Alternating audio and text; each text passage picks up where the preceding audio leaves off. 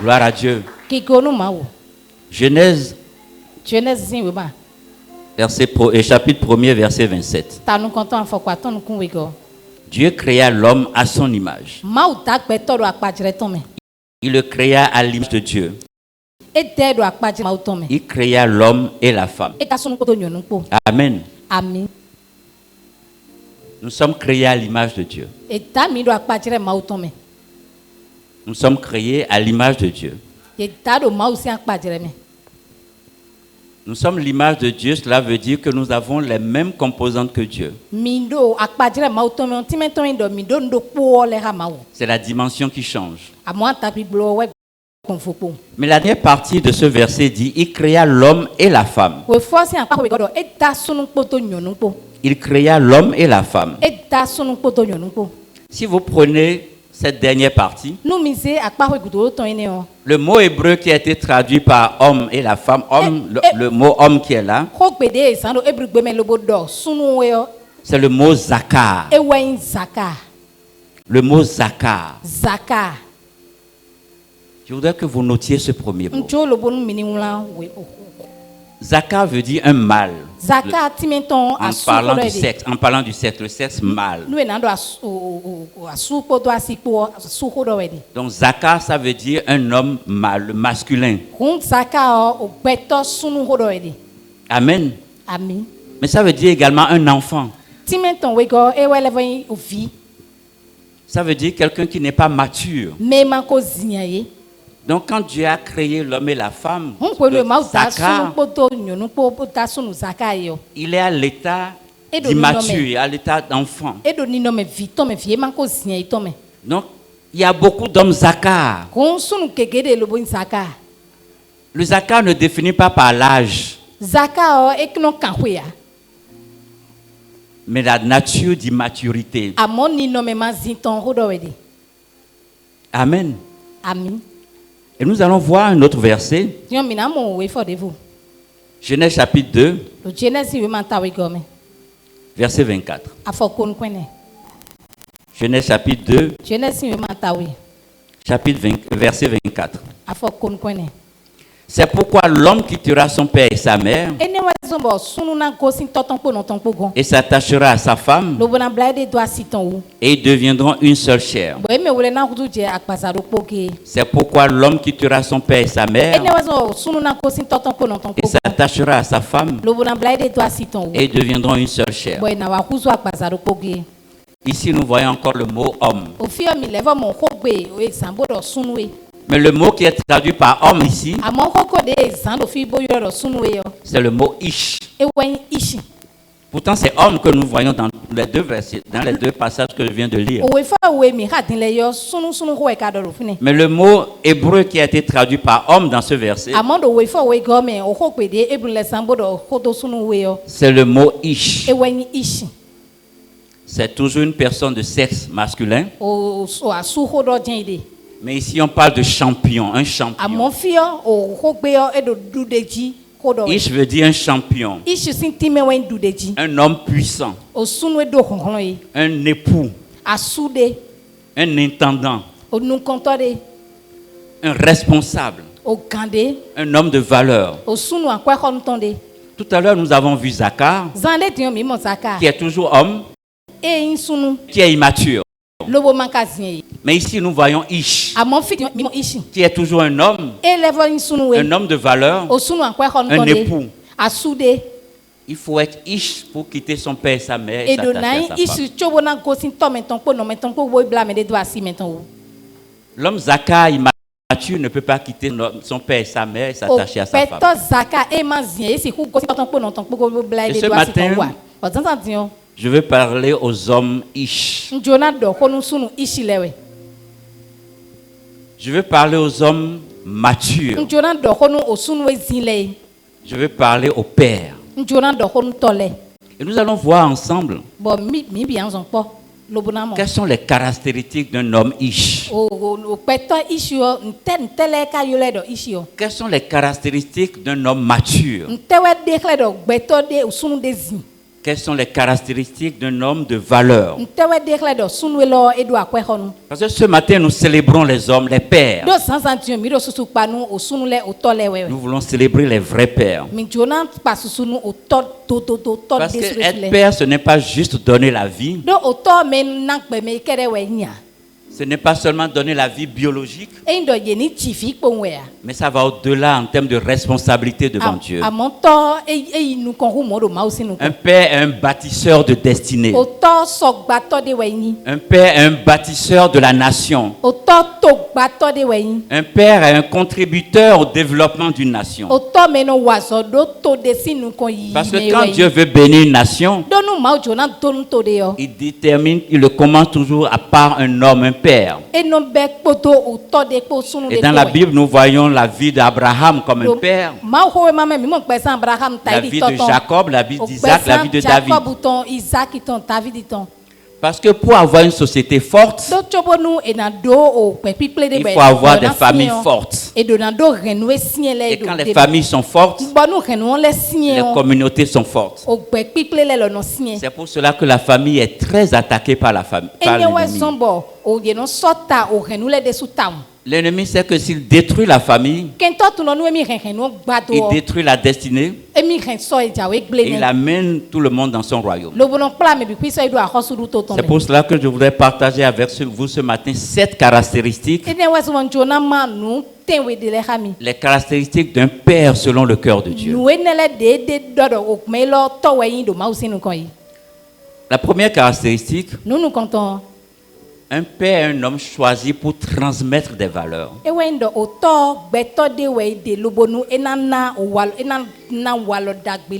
Le père est un homme choisi pour transmettre les valeurs de Dieu.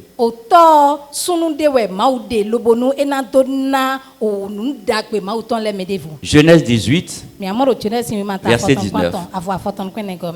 On l'a lu tout à l'heure, mais je le relis le début de cette portion. Car je l'ai choisi afin qu'il ordonne à ses fils et à sa maison après lui de garder la voie de l'Éternel. Abraham n'était pas parfait, mais Dieu l'a choisi pour une mission. Dieu t'a choisi en tant que père pour une mission. Gloire à Dieu. Si tu es ici en tant que père, il ne faut pas penser que bon, je suis tombé amoureux d'une femme et puis je l'ai prise comme femme et puis nous avons des enfants. Non. C'est un choix que Dieu a porté sur toi. C'est un privilège que Dieu t'a donné, pour lequel tu dois rendre grâce à Dieu tous les jours. Mais ce choix, tu dois avoir une relation avec Dieu pour savoir qu'est-ce qui est le contenu de ce choix que tu as porté sur moi. Parce que la richesse d'un père, c'est de transmettre quelque chose à une génération. Mais qu'est-ce qu'un père doit transmettre? Gloire à Dieu. Un père doit transmettre la foi. Un père doit transmettre des valeurs. Un père doit transmettre l'intégrité. Un père doit transmettre la valeur du travail. Un père doit transmettre la sagesse. L'héritage matériel peut être perdu. Mais l'héritage que Dieu attend d'un père à laisser, c'est un héritage qui dure sur plusieurs générations. C'est pour cela que Deutéronome 6, versets 6 à 7 dit: tu les inculqueras à tes enfants et tu en parleras quand tu seras dans ta maison, quand tu marcheras en chemin, quand tu te coucheras et quand tu te lèveras. On doit transmettre la parole de Dieu. C'est pour cela qu'une maison chrétienne, une famille chrétienne est une école. C'est une école où nous transmettons quelque chose. Parce que ce que vous transmettez à vos enfants, c'est ça qui va perpétuer sur plusieurs générations, qui va se perpétuer sur plusieurs générations. L'héritage des valeurs est plus important que l'héritage matériel. C'est pour cela, Père, je vous prie de noter ces valeurs. Parce que l'une des missions que le Seigneur vous assigne en tant que Père, c'est de perpétuer ces valeurs sur plusieurs générations à travers vos enfants. Gloire à Dieu. La deuxième caractéristique d'un père, le père est un protecteur. Le père est un protecteur. Psaume 91, verset 4. Il te couvrira de ses plumes. Le père couvre sa famille de ses plumes. Sa famille est comme sous ses ailes. L'une des premières missions d'un père, c'est la protection de la famille. La protection physique. C'est vous qui assurez la protection de votre maison. Gloire à Dieu. La protection émotionnelle. Vos enfants doivent se sentir aimés par leur père. C'est la protection émotionnelle que vous devez donner. Parce que les blessures que les enfants ont dans le bas âge et tout au long de leur vie, c'est ça qui détermine qu'est-ce qu'ils seront demain dans la société.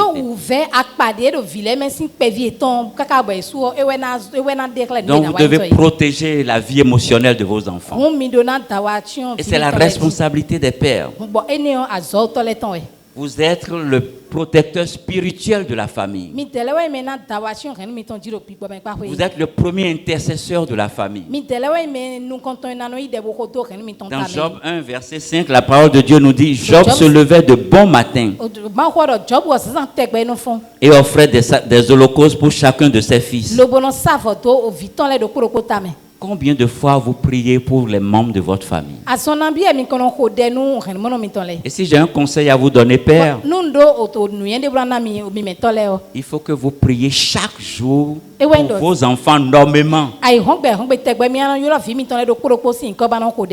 C'est pas Dieu bénit mes enfants, non. Vous appelez le nom individuellement de vos enfants. Parce que chaque enfant a une destinée particulière. Quand vous prenez un jardinier, il ne traite pas les plantes de la même manière. Dépendant de la caractéristique de la plante, il sait quels soins apporter à chaque plante.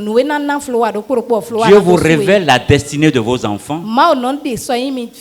Et deux enfants n'ont pas la même destinée. Donc vous devez prier pour vos enfants individuellement et chaque jour. Gloire à Dieu. C'est le père qui élève les enfants, qui crée les conditions spirituelles de la maison. La troisième caractéristique, le père est un éducateur. Le père est un éducateur. Éphésiens 6, verset 4. Élevez-les en les corrigeant et en les instruisant selon le Seigneur. Éduquer est plus difficile que nourrir.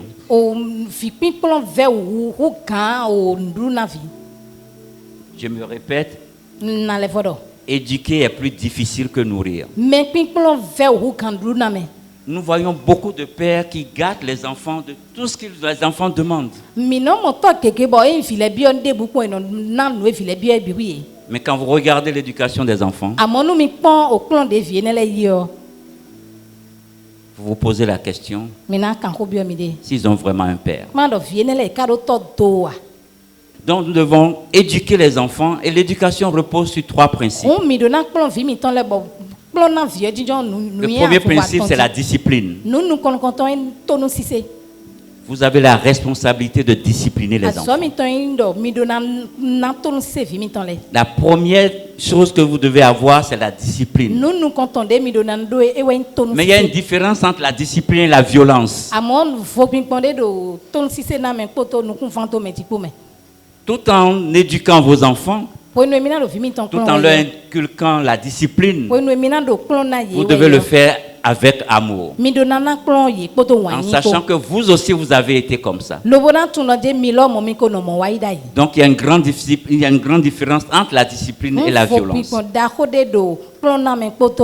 La discipline, c'est apprendre à l'enfant les limites de son exercice, de l'exercice de sa vie, de comment il doit se comporter. Le deuxième principe, c'est la correction. Un père qui ne corrige pas son enfant n'aime pas son enfant. Un père qui ne corrige pas son enfant n'aime pas son enfant. Mais la correction doit se faire également dans l'amour. Mais un père qui ne corrige pas son enfant n'aime pas son enfant. Et le troisième principe, c'est pas l'exemple.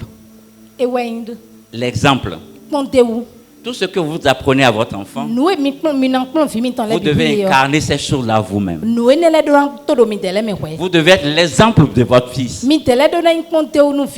Chaque chose que vous apprenez à votre enfant, s'il ne le voit pas vous-même comme exemple,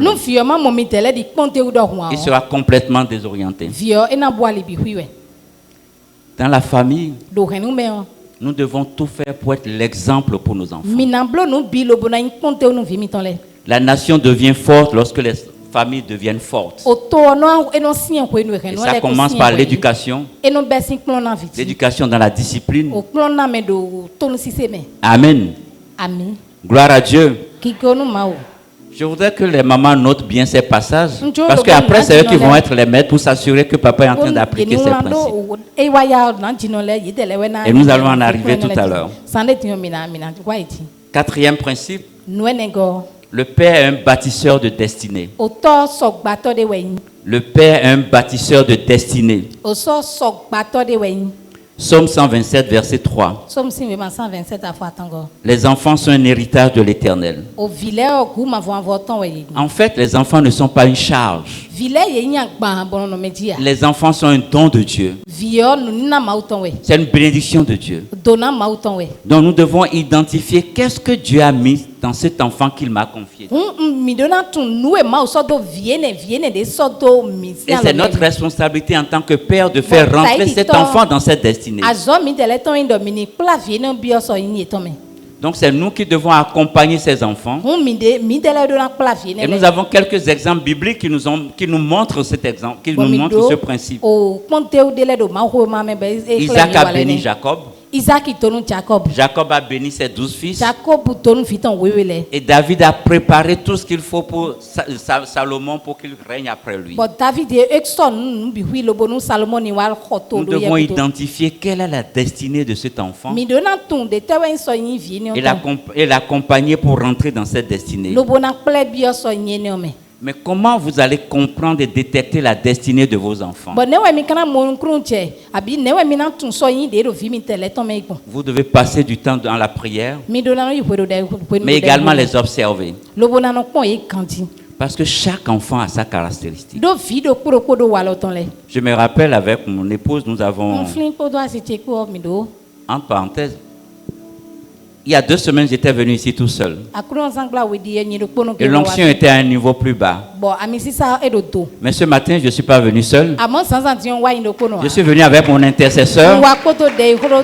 Je suis venu avec ma couronne. Je suis venu avec mon épouse. Christiane, tu peux te lever pour que ceux qui ne te connaissent pas te voient. C'est mon intercesseur, c'est mon ami, c'est ma compagne. Gloire à Dieu, merci beaucoup, que Dieu te bénisse. Pour découvrir la destinée de vos enfants, vous devez passer du temps avec eux. Vous devez connaître leurs défis. Il y a quelques années, avec mon épouse, nous avons établi un principe, ce que nous appelons le séminaire familial. Une fois par mois, nous avons une réunion avec tous les enfants. Et chaque enfant doit partager avec tout le monde ses défis scolaires, ses défis dans ses relations avec ses amis, ses défis spirituels.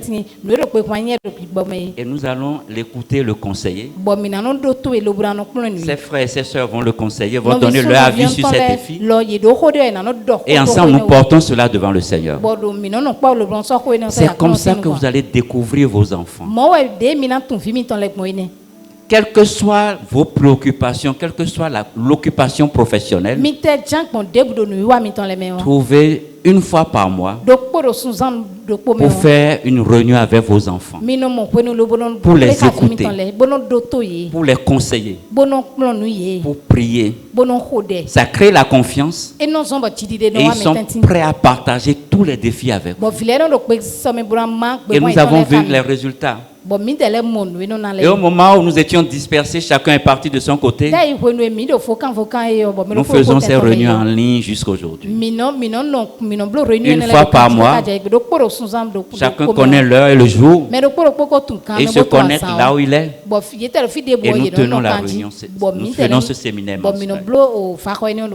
Le père a la responsabilité de faire rentrer l'enfant dans sa destinée. C'est pour cela que Dieu nous a confié des enfants. Ce ne sont pas nos enfants, mais c'est des dons de Dieu qui nous a confiés. Et au dernier jour, il nous demandera le compte par rapport à cette destinée qui nous a confiée. Le cinquième principe, la cinquième caractéristique, le père est un modèle de foi. C'est le modèle de foi dans la famille. Et ma question pour vous ce matin, est-ce que vos enfants vous voient prier? Est-ce qu'ils vous voient lire la parole de Dieu, étudier la parole de Dieu? Josué a dit dans Josué 24, verset 15, moi et ma maison, nous servirons l'Éternel. Il a dit moi et ma maison, ça a commencé par lui-même. Il n'a pas dit ma maison servira l'Éternel, mais il dit moi et ma maison. Donc c'est le père qui est le modèle de la foi dans la maison. Le père est le premier responsable spirituel de la maison. Et la maison est votre première église. C'est dans la maison que vous exercez votre ministère avant même d'exercer le ministère que nous parlons. Il est difficile à un enfant de croire en Dieu qui ne voit pas, quand il ne voit pas le Père qui est à côté de lui et vivre cette foi dont il parle, ce Dieu dont il parle. Donc, la foi se transmet par l'exemple.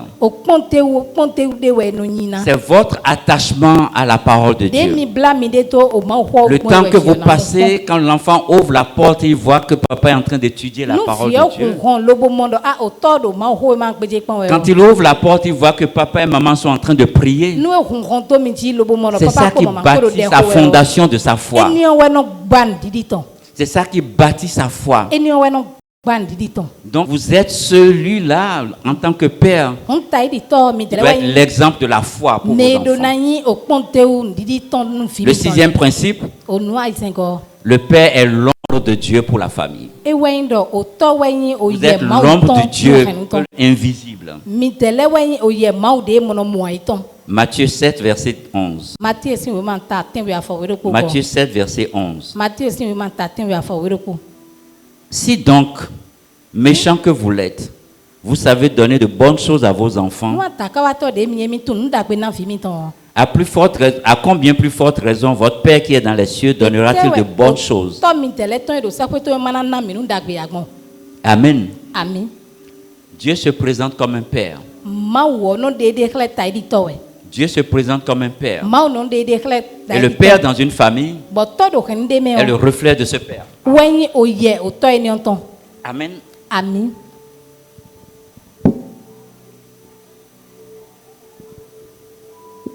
Amen.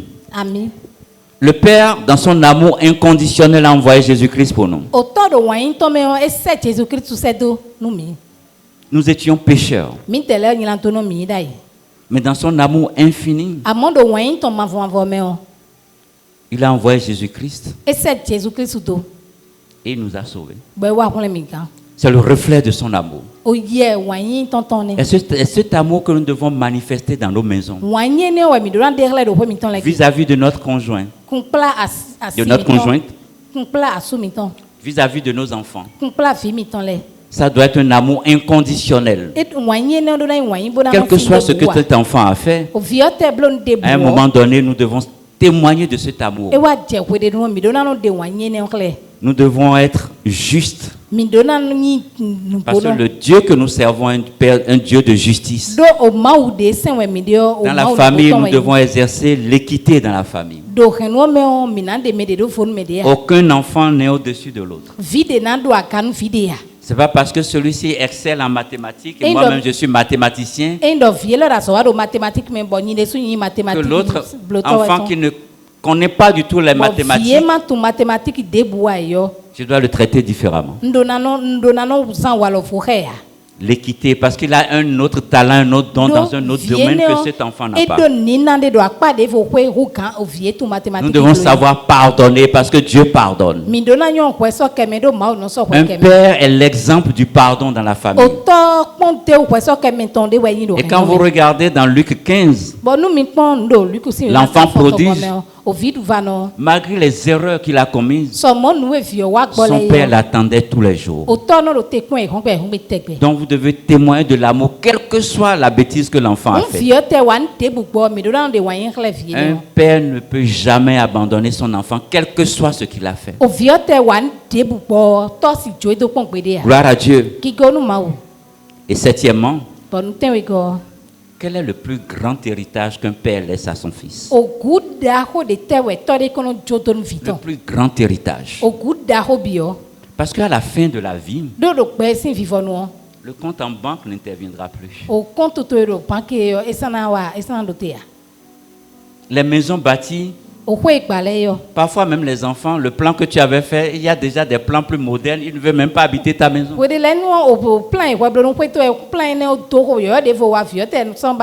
ce qui restera le plus important, quelles sont les vies que le Père a transformées? Quelles sont les vies qui ont été transformées par vous en tant que Père? Quelles sont les valeurs que vous avez transmises à vos enfants et aussi plusieurs générations?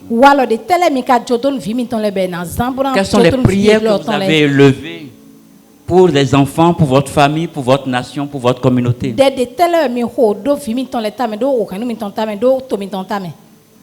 Où se situent vos enfants dans leur marche avec le Seigneur? Au moment de votre départ, où se situent vos enfants dans leur relation avec le Seigneur? Parce que sur la tombe de plusieurs grands hommes, on ne voit pas leur chéquier sur la tombe. Hein? On ne voit pas leur maison sur leur tombe. Mais on regarde l'héritage qu'ils ont laissé dans les cœurs. Les valeurs qu'ils ont transformées, les valeurs qu'ils ont transmises. Les vies qu'ils ont transformées. L'exemple qu'ils ont été dans leur société. Chers frères et sœurs, et particulièrement les pères que nous célébrons aujourd'hui, c'est un privilège d'être père. Mais c'est une grande responsabilité. Et cette responsabilité, ne pourrons l'assumer qu'avec le Seigneur. Amen. Amen. Amen. Amen. Mais la Bible présente la famille comme un couple. Tout ce que je viens de citer, l'homme ne peut pas le faire tout seul. C'est pour cela que dans Genèse 2, verset 18,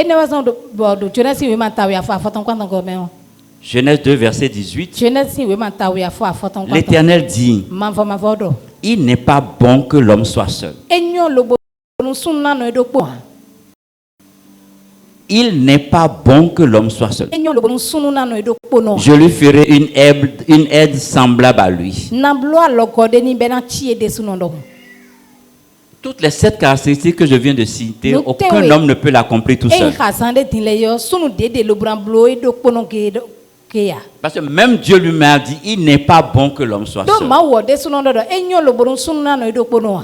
J'ai une version biblique qui transmet ce passage dans une forme que j'aime bien. Je vais vous la lire. C'est la version Passion. Il dit, alors l'Éternel Dieu dit,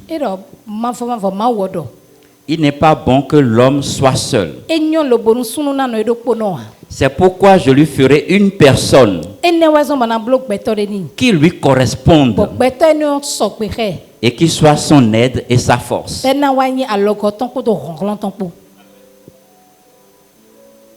Une personne qui lui corresponde, qui soit son aide et sa force. Le mot aide ne signifie pas que cette personne est inférieure à l'autre. D'ailleurs, nous allons voir rapidement la signification du mot hébreu qui a été traduit par aide. C'est comme ça qu'on comprend la signification de ce que Dieu veut nous dire dans la parole. Le mot hébreu qui a été traduit par aide, c'est le mot Ezer. E-Z-E-R. Le mot Ezer. Mais souvent, ce mot est employé pour parler de la protection militaire.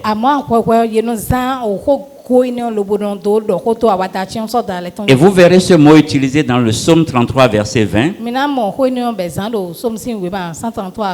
Dans le psaume 54, verset 4.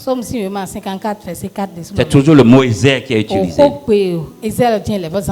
On pourrait traduire Ezer par un puissant sauveur. Ezer, on peut traduire cela par le premier rempart. Amen. Donc Dieu dit, je vais donner un premier rempart à l'homme. Je vais lui donner une barrière. Donc, le rôle de la femme dépasse largement un rôle d'assistance. C'est le premier rempart de l'homme. Et quand on prend le mot Ezer et qu'on regarde un peu, on déchiffre ça dans l'hébreu ancien, Ezer peut dire celui qui voit l'ennemi. Et je peux vous assurer que dans une famille, c'est la femme qui voit d'abord la première fois l'ennemi. En tout cas, moi, c'est mon Ezer. Gloire à Dieu.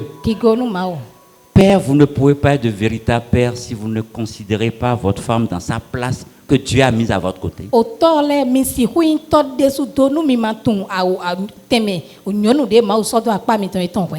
Votre salut, votre sécurité dépend d'elle. C'est votre sentinelle. Parfois, nous avons des amis. Il suffit qu'ils nous fréquentent 1 ou 2 fois. C'est ton épouse qui va dire faire attention avec celui-ci. Et dans 99% des cas, pour ce qui me concerne, elle a toujours eu raison quand elle a dit faire attention avec cette personne.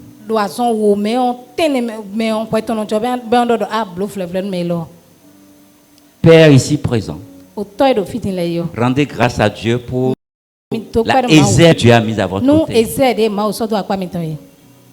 Mais également, je voudrais parler aux femmes ce matin. Nous avons vu tout à l'heure la grande responsabilité qui est sur les épaules, les grandes responsabilités qui sont sur les épaules des hommes. Et Dieu vous a mis à ses côtés comme aide. Et je vais vous citer quelques points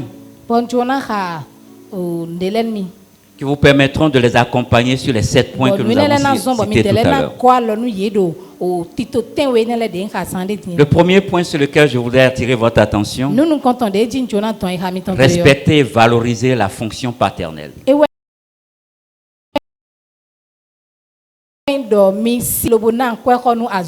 Respecter et valoriser la fonction paternelle. Éphésiens 5, verset 33. Que la femme respecte son mari. Un père peut être imparfait, mais il a besoin de se sentir respecté. Gloire à Dieu. Le respect est pour l'homme comme l'eau que vous donnez à une plante. Quand vous n'arrosez pas la plante, la plante va mourir. C'est exactement la fonction du respect pour l'homme dans une famille. Mais lorsque la mère honore le père devant les enfants, cela renforce l'autorité parentale. Cela donne du zèle au père. Cela favorise l'équilibre familial. Et cela crée un climat de respect, de confiance dans la maison. Mais à l'inverse, quand la maman est tout le temps en train de critiquer papa aussi bien devant les enfants que devant le père, ça crée la confusion totale au sein de la famille. Les enfants sont confus. Gloire à Dieu. Votre mari est comme un arbre, comme une plante qui est debout. Le respect, c'est l'eau que vous donnez pour que la plante vive.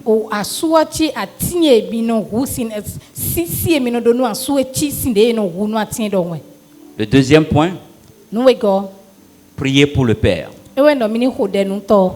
Priez pour le Père. Tout à l'heure, j'ai dit, ma première intercesseur, c'est Christiane.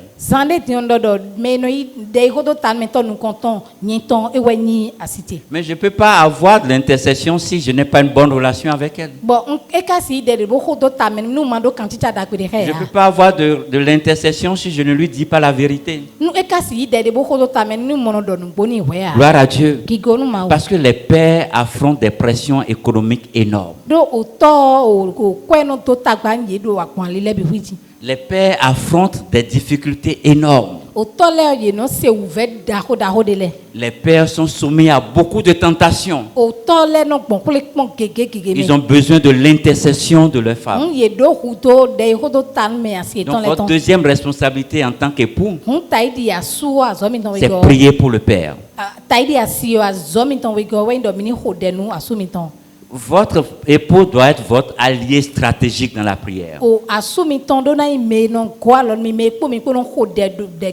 Un peut chancer 1000, mais deux chasseront 10 000. Le troisième point, encourager le père que de le décourager. Encouragez-le. Encouragez-le. Gloire à Dieu. Vous avez donné un conseil, la femme a donné un conseil. Il n'a pas suivi. Il a fait l'investissement pour lequel vous l'avez donné le conseil. Et il a échoué. Encouragez-le. Il ne faut pas commencer à donner d'animaux non. Ou bien commencer à dire, on doit annoncer. À mon dit, on doit annoncer. Non. Vous devez porter le fardeau avec. Et comme ça, la prochaine fois, il partagera ça avec vous. Mais si vous ne l'encouragez pas, c'est chez une autre personne qui lui apprend le conseil la prochaine fois. La personne qu'il a rencontrée sur le réseau, là, sur Facebook ou Internet, là, c'est cette personne qui va commencer à partager. Donc il faut l'encourager. Proverbe 16, verset 24. Proverbe 7, verset 24. Les paroles agréables sont un rayon de miel. Donc vos paroles vis-à-vis de votre mari doit être comme du miel. Même si vous aviez raison.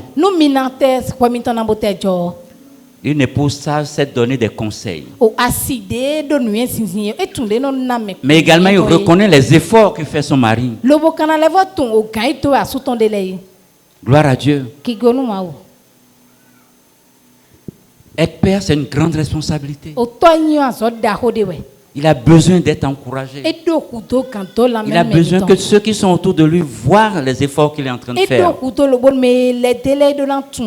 Il faut qu'il voit les progrès qu'il est en train de faire.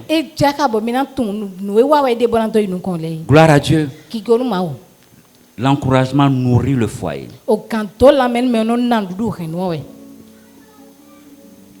Le quatrième point pour les mamans.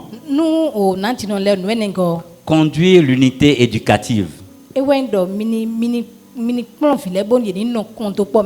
Également, l'unité éducative, c'est-à-dire les deux doivent éduquer ensemble les enfants. Amos 3, verset 3. Amos 3, verset 3. Deux hommes marchent-ils ensemble sans en être convenus? Amen. Amen. Les décisions éducatives de la maison doivent être prises ensemble. Gloire à Dieu. La direction de l'éducation des enfants doit se faire ensemble. En cas de désaccord, n'exprimez pas votre désaccord devant les enfants. Arrêtez la discussion. Reportez la discussion devant les enfants et rentrez dans la chambre et concertez-vous pour avoir un accord avant de revenir devant les enfants. Gloire à Dieu.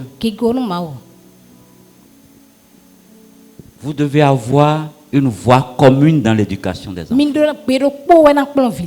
Parce que c'est la chose la plus importante qui restera. Vos titres, vos positions, tout cela passera. Vos activités passeront. Mais dans vos vieux jours, ce qui restera, c'est l'investissement que vous avez fait dans l'éducation des enfants. Et ça doit se faire ensemble. Parce qu'en cas de désaccord, l'autorité parentale est complètement fragilisée. Donc les grandes décisions éducatives doivent être prises ensemble, mari et femme. Mais également, la responsabilité de l'éducation ne doit pas être laissée à la femme tout seul. Parfois, les pères ont tellement de responsabilités que toute la charge de l'éducation repose sur la femme. Gloire à Dieu. Père, combien de fois vous êtes déjà allé à l'école chercher les enfants? Père, combien de fois vous les avez emmenés vous-même à l'école? Et bavarder avec les enfants dans la voiture au moment où vous êtes en train d'aller à l'école avec eux. C'est les souvenirs les plus importants qui restent aux enfants. La dernière fois, je parlais avec l'une de mes filles. Et elle m'a rappelé une scène. Quand je l'amenais à l'école, ça fait près de 25 ans, près de 20 ans maintenant. Même moi-même, je l'ai oublié. Père, trouvez du temps pour l'éducation des enfants. Allez à l'école demander le progrès de vos enfants. Ne laissez pas la maman seule porter cette responsabilité. Gloire à Dieu. Gloire à Dieu. Quelles que soient vos occupations, trouvez du temps pour l'éducation des enfants. Mon message de ce matin n'est pas un message d'Alléluia, mais c'est pour investir dans les familles. Pour célébrer les pères, pour reconnaître les efforts et les sacrifices que les pères font, mais également pour encourager les mamans à les accompagner. Le cinquième point pour la femme, Aider à transmettre les valeurs du royaume.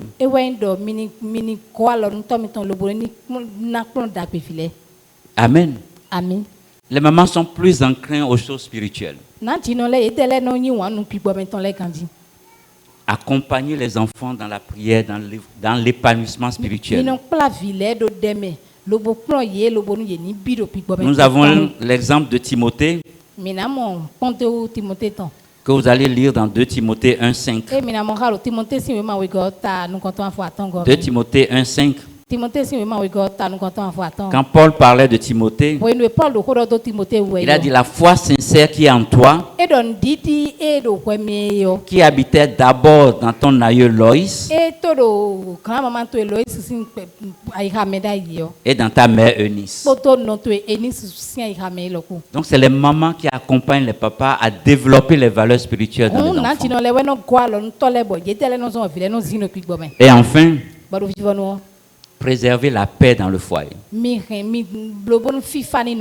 Préserver la paix dans le foyer. Proverbe 1. Proverbe 14, verset 1. La femme sage bâtit sa maison. La femme sage bâtit sa maison. Que Dieu accorde la sagesse à toutes les mamans qui sont ici. La sagesse pour bâtir leur maison. Parce que la paix est l'un des plus grands cadeaux dans une famille. Mais ça dépend aussi bien du père que de la maman. Parce que quand la femme est sage et apporte la paix,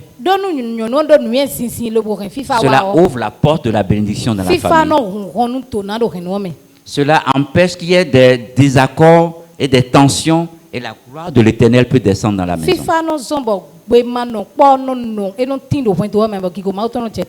Gloire à Dieu. Et j'ajouterai un dernier point. Aider le père à être proche des enfants. Aider le père à rester proche des enfants. Gloire à Dieu. La responsabilité des parents fait parfois que le papa est tout le temps parti. Mais c'est la responsabilité de la femme de créer les occasions pour que les enfants soient connectés à la femme. Trouver les poches libres dans l'agenda de papa et organiser des séances de restauration et de partage familial. Des moments d'activité familiale. Gloire à Dieu. Père, quelles que soient vos occupations, quelles que soient vos responsabilités, trouvez du temps à passer en famille. Je suis passé par là. Et quand on le veut, on peut. Quand on intègre la famille au même rang que la responsabilité professionnelle.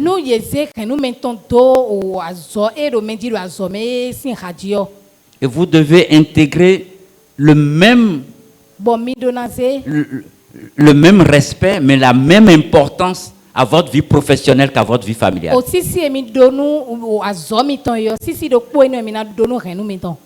Il n'y a pas de succès familial, succès professionnel, s'il n'y a pas de succès familial. Gloire à Dieu. Père, quelles que soient vos responsabilités, quelles que soient vos occupations, donnez la même importance à votre famille qu'à votre travail. Parce que la fondation et le succès professionnel dépend de votre succès familial.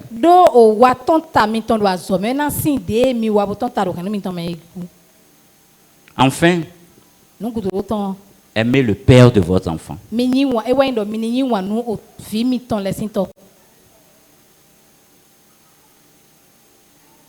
Aimez le père de vos enfants. Quel que soit le problème que vous avez, ne dénigrez jamais le père de vos enfants.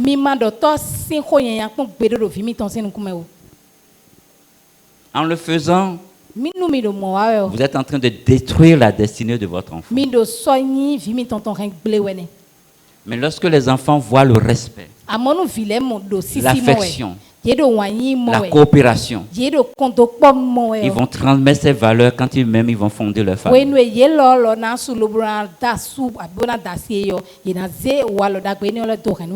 Gloire à Dieu. Ne dénigrez jamais le père de vos enfants. Mais au contraire, célébrez le père de vos enfants devant vos enfants. Quels que soient les problèmes que vous avez. Et ainsi, vous êtes en train de bâtir des hommes et des femmes pour le futur. Chers frères et sœurs, ce matin, Dieu nous appelle à retourner à notre première église. Notre première église, c'est notre famille, c'est notre foyer. Et Dieu veut que chacun de nous ici, sur la base du message que nous avons entendu ce matin, qu'il s'examine et qu'il regarde l'état de son église. Cette église qui est la famille. Afin que père et mère, ils puissent prendre leur position dans cette église et invitent la gloire de Dieu dans cette vie. Pour ceux qui aspirent à se marier bientôt, Dieu vous appelle à prendre votre responsabilité en tant que mère et en tant que père. Parce que vous pouvez dire, moi je ne suis pas encore engagé. Mais beaucoup de gens auraient aimé entendre ce message avant de rentrer dans le foyer. Donc considérez-vous comme des privilégiés pour ce que Dieu vous donne ce matin avant que vous rentrez dans ce ménage. Et pour vous enfants, rendez grâce à Dieu pour les parents que Dieu vous a donnés. Parce que ce n'est pas eux. Mais c'est Dieu qui vous a amené, vous les a confiés. Vous devez avoir du respect pour vos parents. Vous devez célébrer votre père. C'est votre héros. Ne comparez pas votre père à quelqu'un d'autre. Parce que celui avec qui vous le comparez, vous ne le connaissez pas. Peut-être que dehors, il est très bon, il montre le visage très bon. Mais chez lui à la maison, c'est un lion qui déchire tout le monde. Ne comparez votre père à personne. Mais Dieu vous a donné le meilleur papa qui soit. Et votre père est votre héros. Gloire à Dieu. Nous allons nous lever. Nous allons nous lever. Gloire à Dieu. Dans un premier temps, nous allons rendre grâce à Dieu pour la famille qu'il nous a donnée. Nous allons lui dire merci de nous avoir mis dans cette famille. Nous allons dire merci au Seigneur pour le papa qu'il nous a donné. Nous allons dire merci au Seigneur pour le mari qu'il nous a donné. Nous allons dire merci au Seigneur pour la femme qu'il nous a donnée. Élevons la voix et prions. Seigneur, merci, merci, merci pour le privilège que tu nous as donné d'être père. Merci pour ces responsabilités que tu as mises sur nous. Seigneur, merci pour cette femme que tu m'as donnée. Merci pour ce mari que tu m'as donné. Père, merci pour cette maman que tu m'as donnée. Merci pour ce père que tu m'as donné. Père, merci de m'avoir fait naître dans cette famille. Oh, je te dis merci, Seigneur. Je te dis merci. Merci pour cette grâce que tu m'as accordée. Merci pour cette grâce que tu m'as accordée. Oh, que ton nom soit glorifié. Que ton nom soit glorifié. Merci, Père Céleste. Au nom de Jésus, nous avons prié. Au nom de Jésus, nous avons prié. Je voudrais que si vous êtes là avec votre conjoint, vous tenez par la main. Et si vous êtes là seul, considérez que vous êtes là avec votre conjoint. Nous allons prier. Nous allons dire, Seigneur, Fais de nous mari et femme. Mari et femme selon ton cœur. Pas mari et femme tel que nous le voyons, mais tel que tu le vois en nous mettant ensemble. Et rentre dans notre foyer. Et accorde-nous la grâce de refléter les caractéristiques que nous avons entendues ce matin. Élevons la voix et prions. Seigneur, je te recommande ces couples. Je te recommande ces couples maintenant, Seigneur. Cette famille représentée ici, je te les recommande. Seigneur, élis domicile dans leur foyer. Élis domicile dans chaque famille représentée ici. Afin que les pères portent leurs responsabilités. Afin que les pères comprennent et assument leurs responsabilités. Seigneur, tu as dit, il n'est pas bon que l'homme soit seul. Et tu leur as donné une aide. Seigneur, accorde à ces épouses d'accomplir cette fonction d'aide dans la plénitude de Saint-Esprit. Seigneur, je prie pour ton union, ton esprit d'union dans cette famille. Seigneur, glorifie ton nom dans ces foyers. Seigneur, glorifie ton nom dans ces foyers. Seigneur, glorifie ton nom dans ces foyers. Oh Dieu Tout-Puissant de Créateur, ils n'ont que toi comme exemple. Rentre dans chacune des familles, ici représentées. Rentre dans chacune des familles ici représentées. Et glorifie ton nom, Seigneur. Fais-le pour ta gloire. Au nom puissant de Jésus-Christ Nazareth, nous avons prié. Nous allons regarder nos cœurs. S'il y a quelque chose que tu as contre ton conjoint, et jusqu'à présent tu as du mal à pardonner, je prie que tu déposes ces choses devant l'autel. Pendant que tu es ici, que tu saches que Dieu est avec toi ici, que Jésus est devant toi. Que ce que tu n'arrives pas à pardonner à ton conjoint, que tu le déposes au pied de Jésus-Christ ce matin, et que tu fasses l'effort de pardonner ton conjoint. Élevons la voix et prions. Seigneur, je te les recommande. Seigneur, ces fardeaux qui sont dans les cœurs, ces fardeaux, Seigneur, de non-pardon, Seigneur, je prie que tu décharges chacun de ces fardeaux. Que ces fardeaux soient déchargés, Seigneur. Seigneur, décharge chacun d'eux. Oh Seigneur, que l'amour rentre dans les cœurs. Que l'amour rentre dans les cœurs, Seigneur. Seigneur, ôte les rancœurs. Ôte les rancœurs maintenant, Seigneur. Et que ton esprit de pardon visite les foyers. Ton esprit de pardon visite les foyers. Que ton esprit de pardon visite les cœurs maintenant. Seigneur, ton esprit de pardon, Seigneur. Que ton esprit de pardon visite les familles maintenant. Au nom puissant de Jésus-Christ Nazareth. Au nom puissant de Jésus-Christ Nazareth. Au nom puissant de Jésus-Christ Nazareth, nous avons prié. Nous allons prier maintenant. Le désir que vous avez dans le cœur, le désir secret en tant que mari et femme, cette chose que vous présentez à Dieu dans les prières depuis des semaines, depuis des mois, le Seigneur dit qu'il va exaucer les prières d'accord ce matin. Donc vous allez prier ce que vous avez dans le cœur, que vous voulez que Dieu fasse dans votre foyer, sur lequel vous intercédez depuis des semaines. Présentez-le au Seigneur maintenant. Le Seigneur est là, il veut vous exaucer. Il veut honorer les pères ce matin. Il veut honorer les mères ce matin. Je prie que Dieu demande maintenant que vous parlez vous-même avec votre Dieu.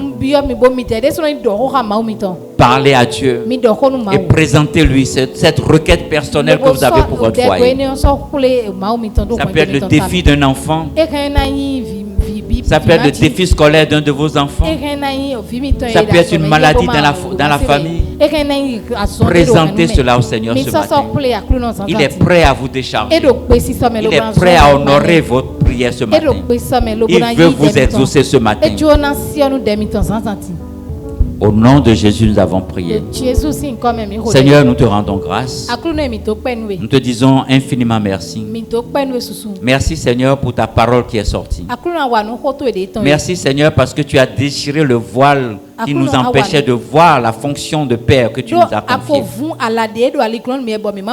Seigneur, je prie que ta parole porte des fruits dans ma vie. Je prie que les familles ici soient restaurées et soient épanouies, Seigneur. Je prie que ta gloire visite chacune des familles ici représentées et que des témoignages de ta restauration se manifestent dans cette maison. Glorifie ton nom dans chacune des familles ici représentées et que toute la gloire te revienne. Merci Père Céleste parce que tu le fais maintenant. Gloire, louange te soit rendue.